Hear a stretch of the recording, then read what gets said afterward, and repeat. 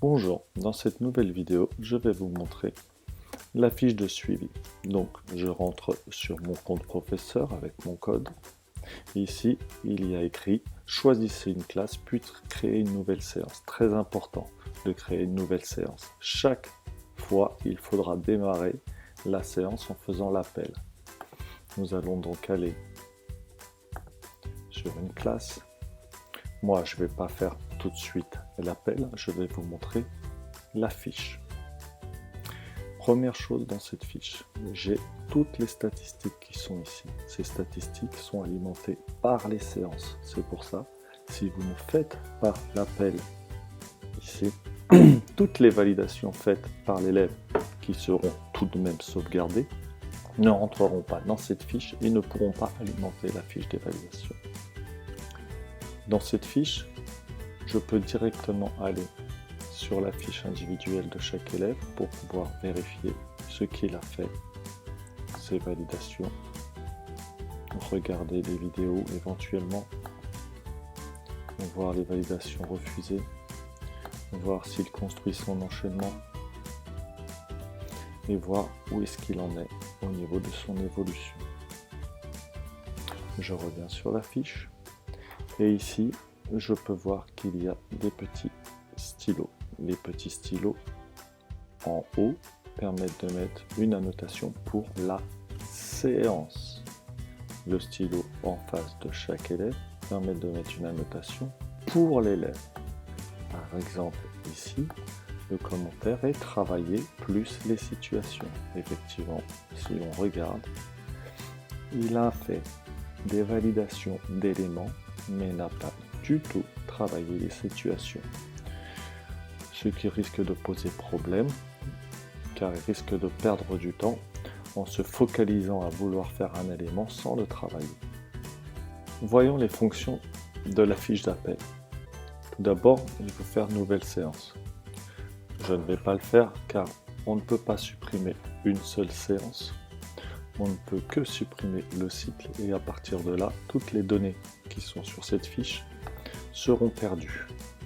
Par contre, les élèves, eux, conservent les vidéos puisqu'ils peuvent les conserver d'année en année.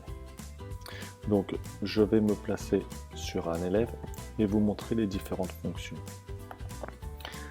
Ici, d'office, l'élève est mis présent. Quand je rentre sur sa fiche, je peux changer ce statut, le mettre soit absent, soit malade, soit lui mettre une dispense. La dispense, je rentre la date et je valide. On voit que à partir de là, il est dispensé. Cette dispense va inclure certaines séances. Lorsque je crée une nouvelle séance, et si cette séance rentre dans la dispense sera automatiquement mise. Revenons là, cet élève est présent, mais il aurait pu arriver en retard, oublier ses affaires.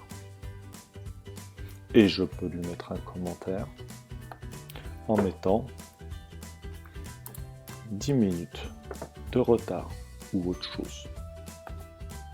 Si je ferme, je vois que Mohamed a oublié ses affaires, est arrivé en retard et il est arrivé en retard de 10 minutes.